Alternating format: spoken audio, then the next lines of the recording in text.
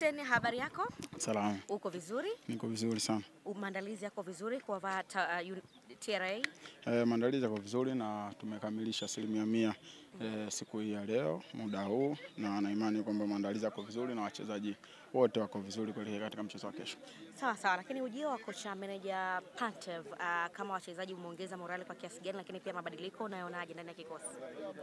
Uzuri kwamba manager wetu amekuja kwa wakati sahihi na kile kitu ambacho alichoingiza katika timu kimeweza kuwa na impact haraka sana, na tunaendelea vizuri na imani kwamba kadri siku zitakavyozidi kwenda, sisi kiuchezaji tutakuwa tunabadilika na ile filosofia yake itakuwa imeingia kwa 100%.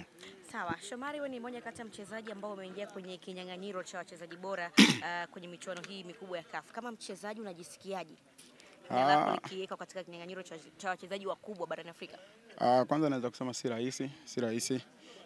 Ni kitu kikubwa.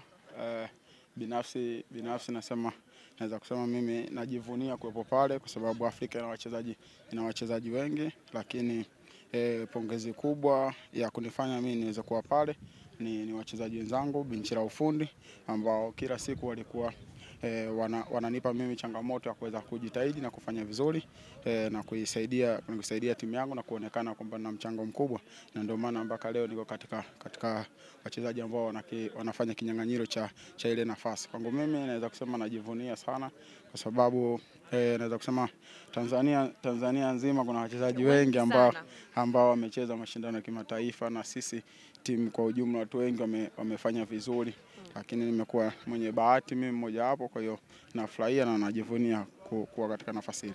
Nini siri ya hiki ambacho tunakiona leo mpaka jina lako linaandikwa kwenye vitabu vikubwa, jina lako linaandikwa kwenye rekodi kubwa? Kikubwa cha kwanza ni uvumilivu, kujituma na kusikiliza nini ambacho unachopewa kuweza kufanya majukumu. Kwa hiyo naweza kusema kwamba najivunia kuwepo hapa na nashukuru Mwenyezi Mungu kuweza kuwa katika nafasi hii na kuwa katika historia ya mpira wa Tanzania. Sawa, shukrani sana. Asante.